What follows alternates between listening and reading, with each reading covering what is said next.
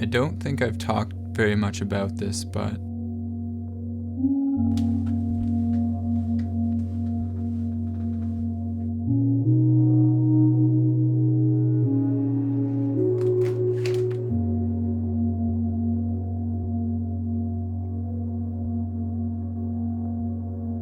there are things that no amount of money can buy.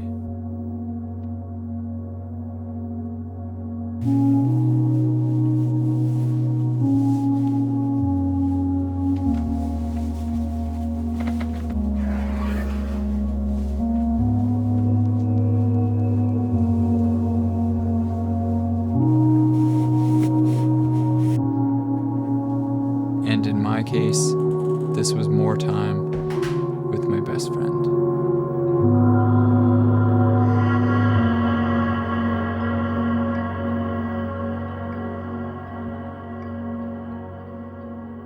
I know this video might be a little bit on the heavier side, but there's a lot of things that I learned by going through this experience that I would like to share with you in hopes that you may find them useful. We welcomed Mojo into our family when I was about 16 or 17 years old, and Mojo was the first dog we had ever had, so this was a completely new experience for my family. If we weren't dog people before Mojo, we certainly were after.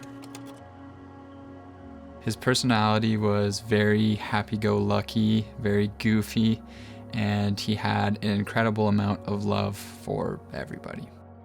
If you were ever feeling down, he was sure to cheer you up. And after 9 great years with our family, we sadly had to put him down last summer.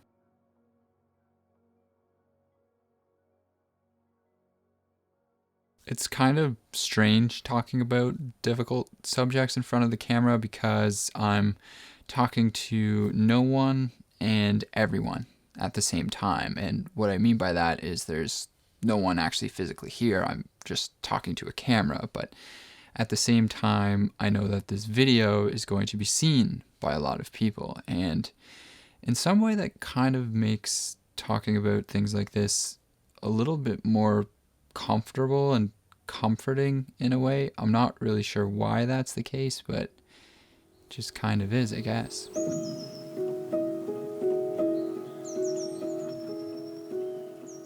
So this experience was incredibly difficult for me. It sucked, and it happened at a point in my life where I had just quit my traditional kind of 9-to-5 job, and my YouTube channel was just starting to take off, and all these things were kind of happening at the same time. And it was also at a time that I was very hyper fixated on the future.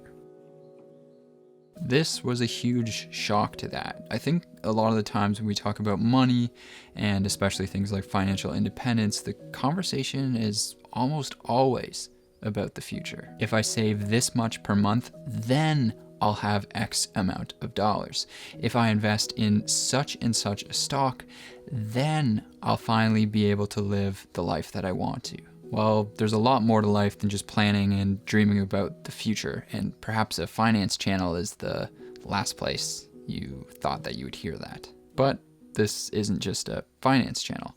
I'm sure some of you have already begun to catch on to this a little bit, but I have much bigger plans for this channel. I have a lot more to say about a lot more things. For example, Mojo's passing was an experience that brought with it a lot of teachings. And one of those teachings was that our journey through life inevitably ends at some point. This was my most recent close experience with that lesson, and it definitely deeply affected me. Ultimately, I think it makes you search for meaning and ask questions. It makes you ask the question, what's the point? What's the meaning behind all of this? What's the meaning of life? I think it goes without saying that this video is not going to solve that riddle, and I am not equipped to answer that question.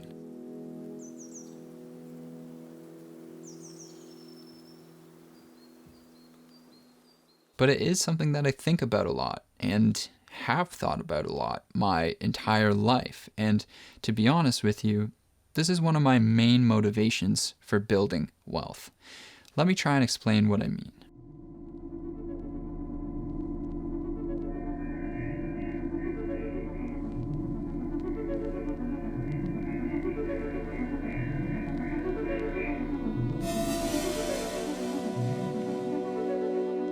Maslow's hierarchy of needs is an incredibly useful framework in my opinion. I see it as one of the many puzzle pieces that explain why the world is the way it is. Normally, it's displayed as a pyramid with 5 steps that stack upon each other. The first need is physiological, meaning what your body needs to actually survive, like food and water. The second need is safety, or perhaps a better word would be security. This represents the things that secure your basic needs. So it would be something like a job that provides a stable source of income, a home that you can live in, and maybe some type of healthcare as well. Third is love and belonging. So now we're starting to transition from purely physical needs to emotional needs. And I think this transition is incredibly important. Here you would place your love life, family, and friends. And then after that, we have esteem. Once again, we are progressing in the direction of something deeper than just the physical body. Esteem represents your sense of self-worth, respect, power, and strength that you feel. Finally, at the top level of the pyramid, we have self-actualization. This pinnacle of Maslow's hierarchy is actually pretty mysterious, and that's because depending on who you reference, you'll get different interpretations as to what self-actualization actually means. I think part of that reason is because so few of us actually make it to this final pinnacle peak stage of the pyramid. Life is incredibly difficult. Now, I have the pyramid in front of me here and I'm just looking at it, and in order for you to reach self-actualization, you'd have to be physically safe, have a home, financial security, be healthy, have a loving relationship, stable family, network of genuine friends, a strong sense of self-worth, and respect and inner strength. It's a pretty tall ask, but I personally feel compelled to try and reach that stage because for as long as I can remember in my life, I've been searching for meaning, and that's meaning with a capital M, I should say. And with the way our world has currently kind of played out to be, the only way to be able to reach that stage short of becoming a monk or something is to be able to escape the rat race. So this to me is a huge part of what my financial independence is all about. Ultimately, I see money as this type of fuel that basically powers you through this pyramid. The more financial independence you have, the easier it is to actually progress. If I have enough money to provide me with good food, a good home, and so that I can look sharp, it's a lot easier to have a love life, for example. It's also a lot easier to feel self-esteem when you can take care of yourself and the people that you love. And finally, when you have enough financial independence to basically be able to buy your freedom and your time, you can then devote your time to whatever you see fit. And in my case, I personally intend this to be towards self-actualization. One of my main reasons for sharing what I personally know about personal finance is so that you can use money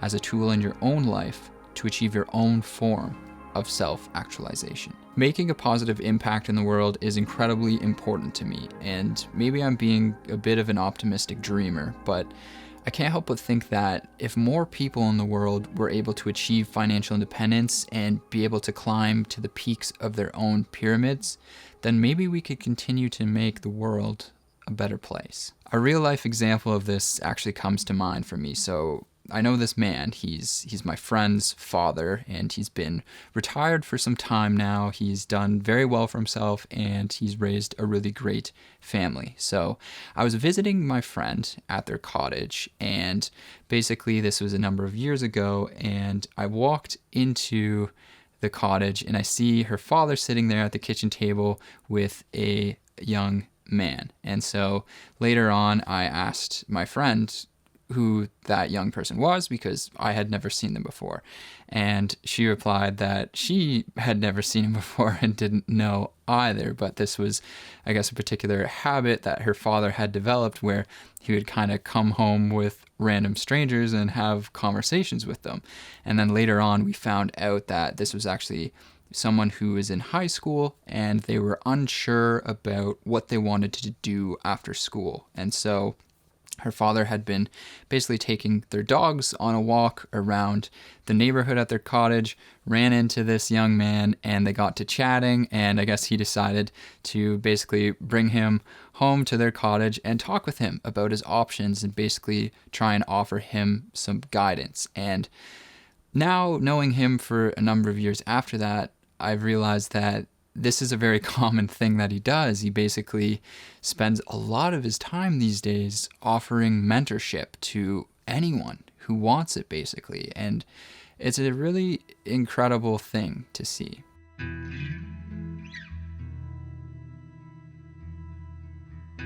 It's a great example of someone who's built and then used their financial independence to be a force of good in the world. Someone who's climbed to the top of their own pyramid and is now helping other people do the same. So in this sense, I see money as a very powerful tool, but it's still a tool that we humans have created. We are subject to the laws of physics, biology, and so on. And in the same way, money has its own limitations as well. All the money in the world couldn't give me more time with Mojo, and it also couldn't buy it back. But I don't wish for that. And the reason I can say that is because for every second that he was here with us, I was genuinely present for it. I appreciated every single moment that I had with him. Part of that is probably because dogs live in the present moment and certainly have a way of pulling you into that with them. The fact that he was so happy all the time probably helped as well. And for that reason, I feel a lot more peaceful about it. So if I could leave you with some parting words for today, it would be maybe to close the stocks for the day. Don't look at your bank account. It'll still be there tomorrow.